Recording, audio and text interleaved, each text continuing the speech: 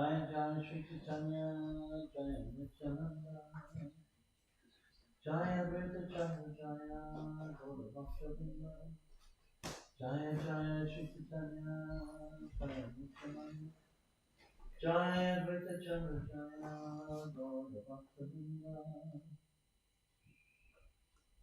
Madhya chapter 19, text 74.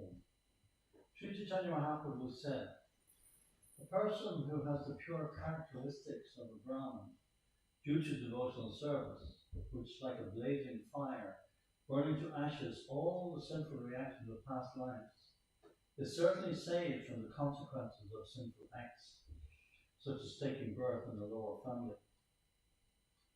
Even though he may be born in a family of dog-eaters, he is recognized by learned scholars.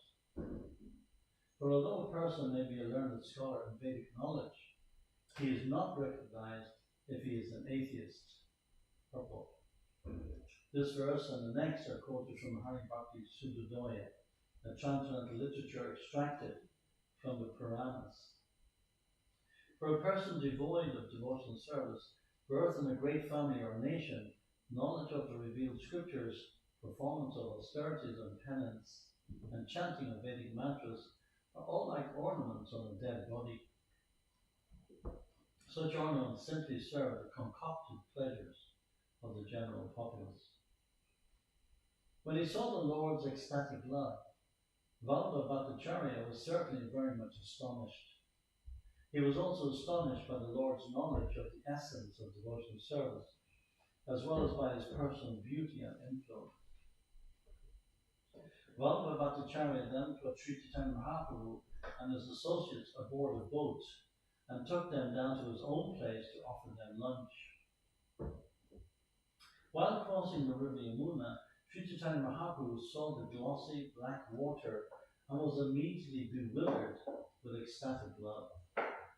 Indeed, as soon as Sri Chaitanya Mahaprabhu saw the river Yamuna, he immediately made a great sound and jumped into the water. Everyone was filled with fear and trembling to see this. They all hastily grabbed Sri Chaitanya Mahaprabhu and pulled him out of the water. Once, on the boat's platform, the Lord began to dance. Due to the Lord's heavy weight, the boat began to tilt. It began filling up with water and was on the verge of sinking. Sri Chaitanya Mahaprabhu tried to restrain himself as far as possible before Vallabhacharya, but although he tried to keep calm, his ecstatic love could not be checked. Seeing the circumstances, Sri Chaitanya Mahaprabhu finally became calm so that the boat was able to reach the shore of Vaidila and land there. Fearing for the Lord's welfare, Vallabha Bhattacharya stayed in his association. After arranging for his bath, the Bhattacharya took the Lord to his own house. When Sri Chaitanya Mahaprabhu arrived at his home, Vallabha Bhattacharya, being greatly pleased, offered the Lord a nice sitting place and personally washed his feet. Vallabha Bhattacharya and his whole family then sprinkled that water over their heads. They then offered the Lord new underwear and outer garments. Vallabhacharya worshipped the Lord with great pomp, offering scents, incense, flowers, and lamps, and with great respect he induced Vallabhacharya, the Lord's cook, to cook. Thus, Sri Chaitanya Mahaprabhu was offered lunch with great care and affection. The brothers Rupa Goswami and Sri Vallabha were also offered food.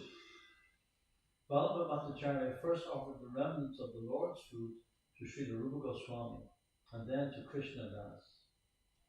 The Lord was then given spices to purify his mouth. Afterwards he was made to rest, and Vallabha Bhattacharya personally massaged his legs. While Vallabha Bhattacharya was massaging him, the Lord asked him to take prasadam. After taking prasadam, he returned to the lotus feet of the Lord. At that time, Raghupati Upadhyaya of the Tiruhita district arrived. He was a very learned scholar, a great devotee, and a respectable gentleman. Purport. Tirihita or Tiruhitia is a combination of 4 districts in Bihar: Saran, Champaran, Muzaffarpur, and Darbhanga. The people of this state are called Tirutia. Raghupati Upadhyaya first offered his respects to Sri Chaitanya Mahaprabhu, and the Lord gave him his blessing, saying, "Always stay in Krishna consciousness." Raghupati Upadhyaya was very pleased to hear the Lord's blessing. The Lord then asked him to describe Krishna. When Raghupati Upadhyaya was requested to describe Krishna, he began to recite some verses he had personally composed about Krishna's pastime. Hearing those verses, Sri Chaitanya Mahaprabhu was overwhelmed with ecstatic love. Raghupati Upadhyaya recited, "Those who are afraid of material existence worship Vedic literature. Some worship Smriti, the corollaries to Vedic literature, and others worship the Mahabharata. As far as I'm concerned, I worship Krishna's father, Maharaj Nanda, in whose courtyard the Supreme Personality of Godhead, the Absolute Truth, is playing." Purport. This verse recited by Raghupati Upadhyaya was later included in Srila Rupa Goswami's Padjavali. When Raghupati Upadhyaya was requested by the Lord to recite more, he immediately offered his respects to the Lord and granted his request. "To whom can I speak? Who will believe me when I say that Krishna, the Supreme Personality of Godhead, is hunting the gopis in the bushes by the banks of the river Yamuna?" In this way, the Lord demonstrates his pastime. Purport. This verse was later included in the Panjavali. Sri Chaitanya Mahaprabhu requested Raghupati Upadhyaya to continue speaking about the pastimes of Sri Krishna. Thus the Lord was absorbed in ecstatic love, and his mind and body slackened. Purport. Our minds and bodies are always engaged in material activities. When they are activated on the spiritual platform, they slacken on the material platform. When Raghupati Upadhyaya saw Sri Chaitanya Mahaprabhu's ecstatic symptoms, he decided that the Lord was not a human being, but Krishna himself. Sri Chaitanya Mahaprabhu asked Raghupati Upadhyaya, "According to your decision, who is the foremost being?" Raghupati Upadhyaya replied, "Lord Shyamasundar is the supreme form. Of all Krishna's abodes, which do you think is the best?" Raghupati Upadhyaya said, "Madhupuri or Mathuradam is certainly the best." Purport. Lord Krishna has many forms, as stated in Brahma Samhita, Advaitam, Achyutam, Anadam, Ananta Rupam. Sri Chaitanya Mahaprabhu asked Raghupati Upadhyaya which form was the best of Lord Krishna's millions of forms, and he immediately replied that the supreme form was the Shyamasundar form. In that form, Krishna stands curved in 3 places and holds his flute. The Shyamasundar form is also described in Brahma Samhita. Imanjana Chariti Bhakti Vidokane Ma Samtana Sathaya Vidayeshu Vidokayati Yam Shyamasundram Chinta Punasva Rupam Govindamadi Purusham Kamaham. I worship the primeval Lord Govinda, who is always seen by the devotee whose eyes are anointed with the hope of love. He is seen in his eternal form of Shyamasundar, situated within the heart of the devotee. Those who are filled with ecstatic love for Krishna always see the form of Shyamasundar within their heart. Raghupati Upadhyaya confirms that the Absolute Truth, the Supreme Personality of Godhead, has many incarnations, Narayan, Nishinga, Varaha, and others. But Krishna is distinguished as the supremmost. According to Srimad Bhagavatam, Krishna's tu Bhagavan Swayam. Krishna is the original personality of Godhead. Krishna means Shyamasundar. He plays his flute in Vrindavan. Of all forms, this form is the best of all. Krishna lives sometimes in Mathura, sometimes in Dwarka, but Mathura is considered the better place. It is also confirmed by Rupa Goswami in his Upadeshamrita. Madhupuri and Mathura is far superior to the Vaikuntha Lokas in the spiritual world. Sri Chaitanya Mahaprabhu asked, of the three ages of Krishna, known as childhood, boyhood, and fresh youth, which do you consider best? Raghupati Upadhyaya replied, fresh youth is the best. And Sri Chaitanya Mahaprabhu asked, among all the mellows, which do you consider the best? Raghupati Upadhyaya replied, the mellow of conjugal love is supermost. Sri Chaitanya Mahaprabhu then said, you have certainly given first-class conclusions. After saying this, he began to recite the full verse in a faltering voice. The form of Shyamasundar is the supreme form. The city of Mathura is the supreme abode. Lord Krishna's fresh youth should always be meditated upon, and the mellow of conjugal love is the supreme mellow. This verse is found in Panjabali. Sri Chaitanya Mahaprabhu then embraced Raghupati Upadhyaya in ecstatic love. Raghupati Upadhyaya was also overwhelmed by love and began to dance. Vallabha Bhattacharya was struck with wonder to see Sri Chaitanya Mahaprabhu and Raghupati Upadhyaya dance. He even brought forward his two sons and made them fall down at the Lord's lotus feet. Purport. The two sons of Vallabhacharya were Gopinath and Vitalashvara. When Sri Chaitanya Mahaprabhu visited Prayag in the year 1512 or 1513, Vitaleshvara was not yet born. In this regard, one should see Madhya Lila, chapter 18. Upon hearing that Sri Chaitanya Mahaprabhu had arrived, all the villagers went to see him. Simply by seeing him, they all became devotees of Krishna. All the Brahmins of the village were eager to extend invitations to the Lord, but Vallabha Bhattacharya forbade them to do so. Vallabha Bhatta then decided not to keep Sri Chaitanya Mahaprabhu at Adaila, because the Lord had jumped into the river Yamuna in ecstatic love. Therefore, he decided to bring him to Prayag. Vallabha Bhatta said, if anyone likes, he can go to Prayag and extend invitations to the Lord. In this way, he took the Lord with him and departed for Prayag. Vallabha Bhattacharya avoided the river Yamuna, putting the Lord on a boat in the river Ganges. He went with him to Prayag. Due to the great crowds in Prayag, Sri Chaitanya Mahaprabhu went to a place called Dashanvalmeda Ghat.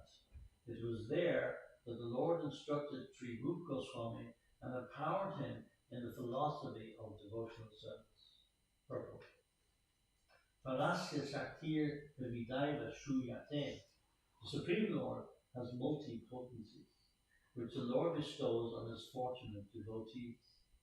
The Lord has a special potency by which he spreads the Krishna consciousness movement. This is explained in Chaitanya Charitamrita. Kali Kalera Dhamma Krishna Nama Sankirtana Krishna Shakti Vina Nahi Tara Pravutana. One cannot spread the holy name of Krishna without being specifically empowered by Lord Krishna. A devotee who receives this power from the Lord must be considered very fortunate. The Krishna conscious movement is spreading to enlighten people about their real position, their original relationship with Krishna. One requires Krishna's special power in order to be able to do this.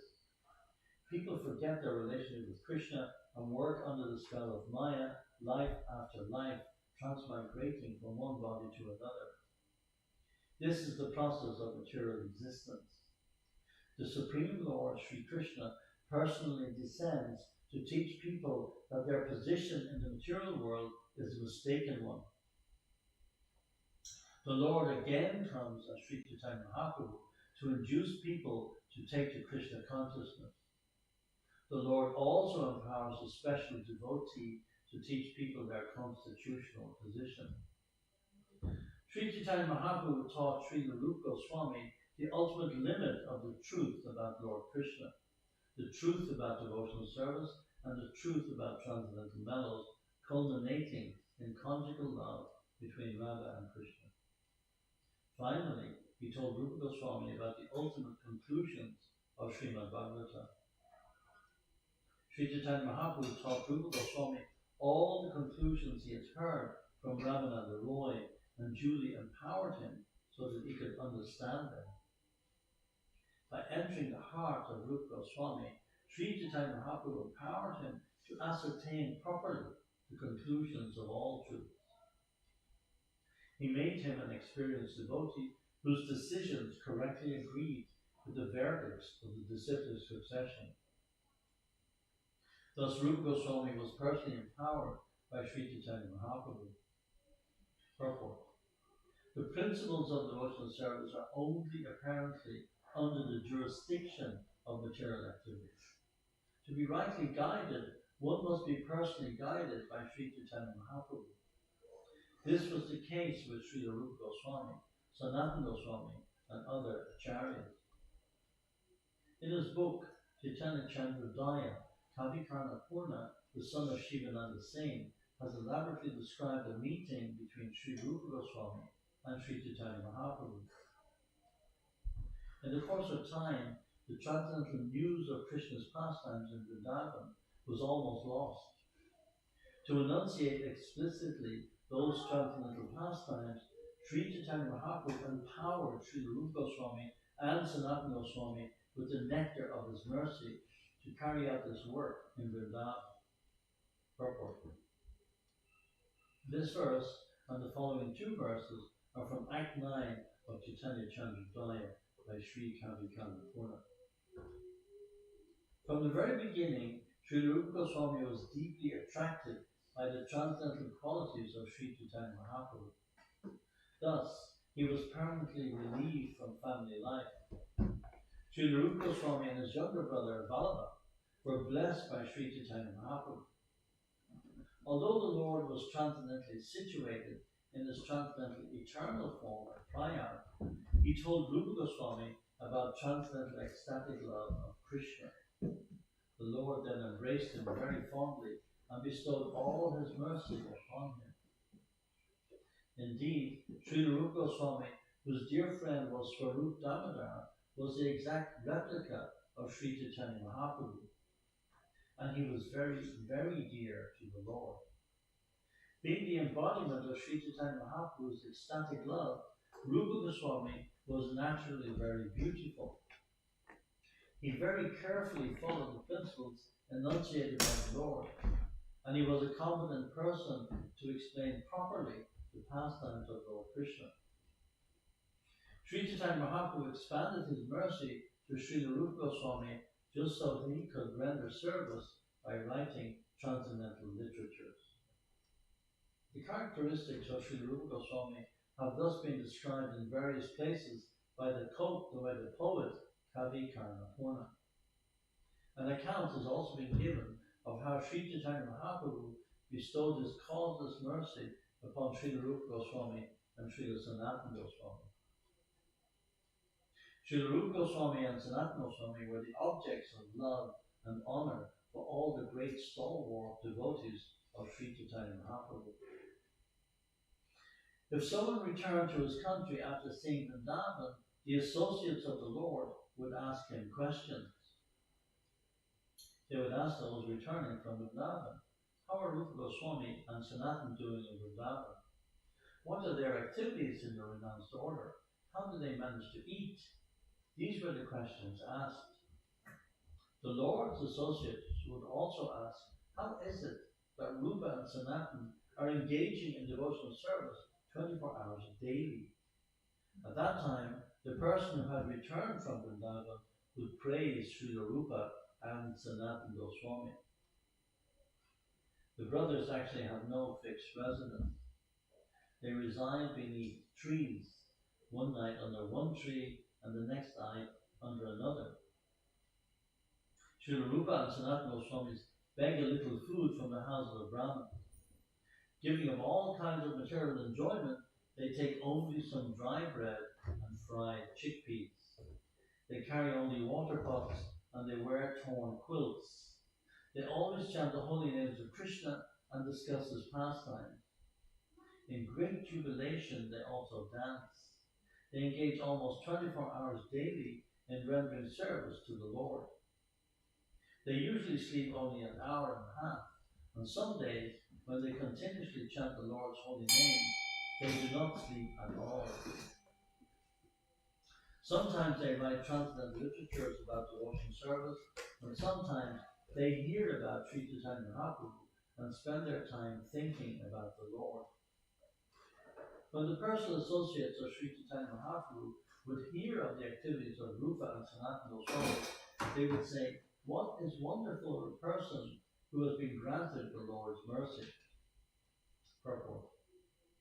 Sri Rupa Goswami and Sanatana Goswami had no fixed residence. They stayed beneath a tree for one day only and wrote huge volumes of transcendental literature. They not only wrote books, but chanted, danced, discussed Krishna, and remembered Sri Chaitanya Mahaprabhu's pastime. Thus they executed devotional service. In Vrindavan, there are Prakita Sahajas who say that writing books or even touching books is taboo.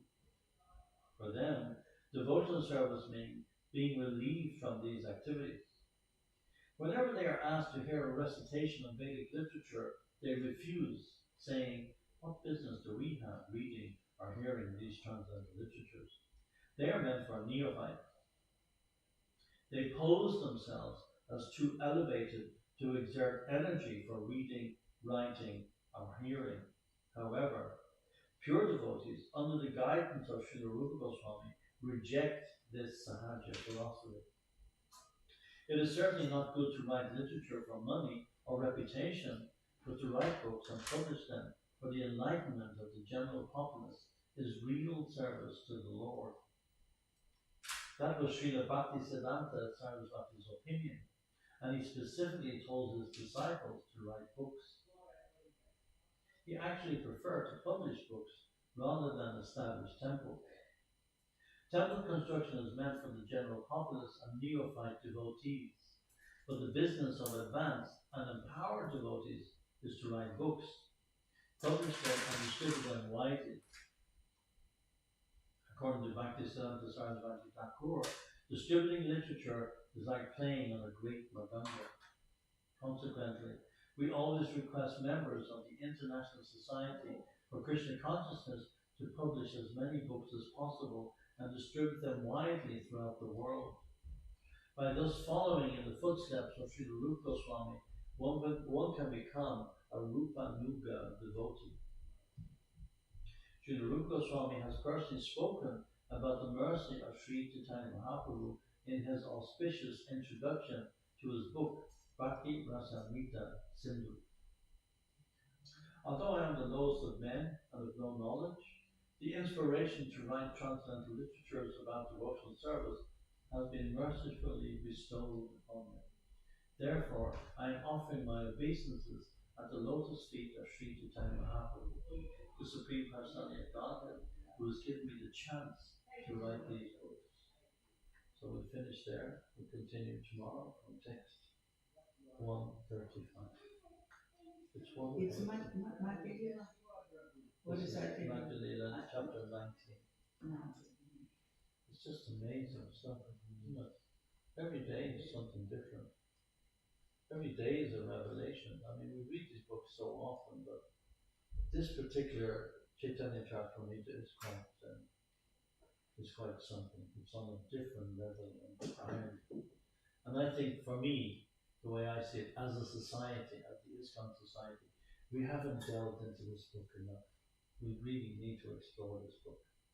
We do Srimad Bhagavatam, Bhagavad Gita a lot, but this CC is like, it's on another level completely.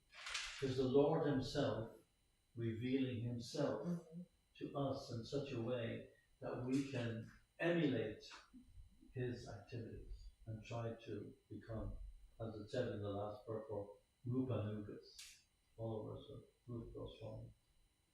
I mean, it's quite a task, and it's quite a challenge, but it's doable. That's probably at least the When same. you were reading, I felt like you were reading a lot. There's a lot of information. I couldn't absorb everything. I felt like I Yeah. need the whole class on just the Yes. one paragraph. You Yes. just you read it, and then you need Yes. to sort of like absorb it, you know, just Yes. what just happened there. Exactly. Exactly. As Srila Prabhupada said, little drops of water wear away the stone.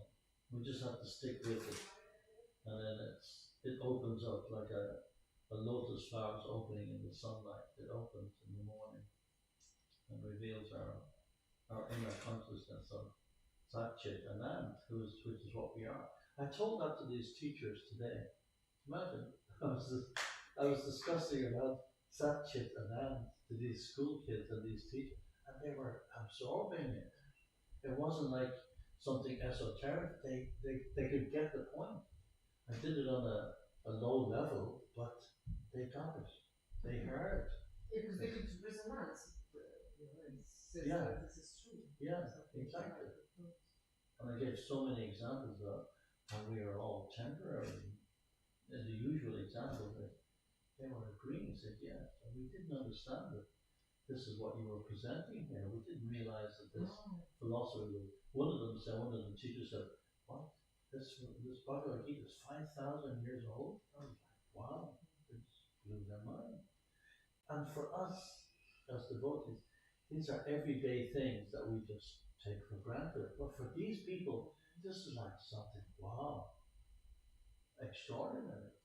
We have to reach these kinds of people. We have to start reaching Irish people. We really do have to figure out something to bring Irish people into this. You need to do some sort of like a open day, you know, fair, Yes. and attract them, and then have a good publicity around. And this is like it's an open day, but you have to they invite musicians, play nice kirtan, something, make it like a public sort of fair festival.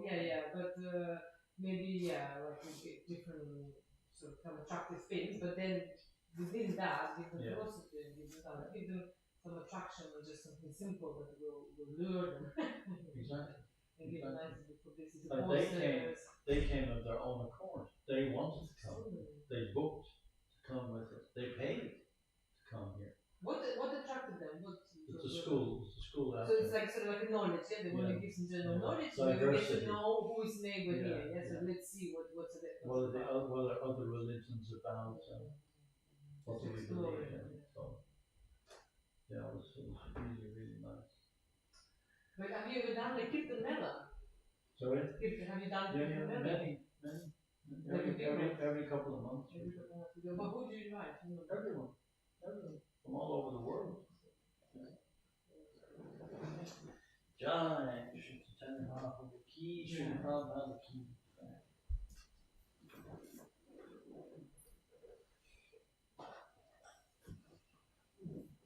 We need people here. Yeah, sure. Even for open day. Yeah. We need people who will be set, who will be cook. Yeah. You know, who will be with people. There's nobody here. Before, I mean, it took us like 1.5 hour flight from London, then to the airport, then it's like maybe 3 hours to get here.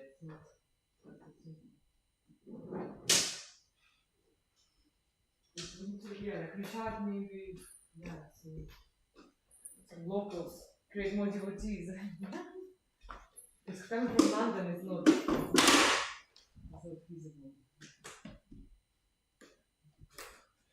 So I heard when this island was purchased, it was like 60 or something brahmacharis that distributed books. I mean, where did they come from? How? They were from Tribhuvan. All those but they were like British. British and Irish. 60 brahmacharis. I don't know about the number. I was never here. That's quite a lot. To recreate that. I just came last year.